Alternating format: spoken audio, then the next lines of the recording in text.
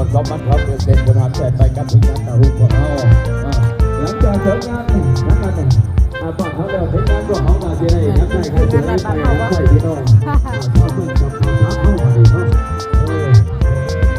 วันที่6ก็คือทั้งหมดคนแอปที่ต้องเข้าทั้ง6กิโลนี่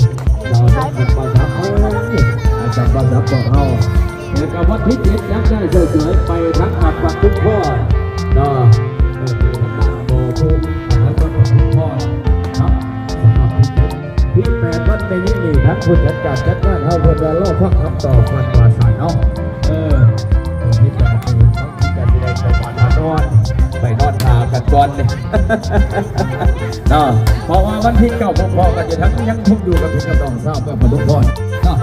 สำหรับวันที่9พอๆกันจะทั้งมาจับออกเพื่อมาทุกคนแหวงจับมาสับตัวเอาเนาะแล้วก็วันที่10ดีนะวันคุณจัดการจัดการเท่ากันที่ว่าเราพักคำต่ออีกแล้วเองเนาะแล้ววัน11นี่ย้ำใจเสียไปครับใส่พี่น้องทั้งบ้านเบยพี่น้องเพื่อนจับมาสับแหวงจับมาสับตัวเอาเนาะสำหรับวันที่11เนาะ12พี่น้องเขาย้ำใจเสียไปทั้งก็มุ่นหลับปะโม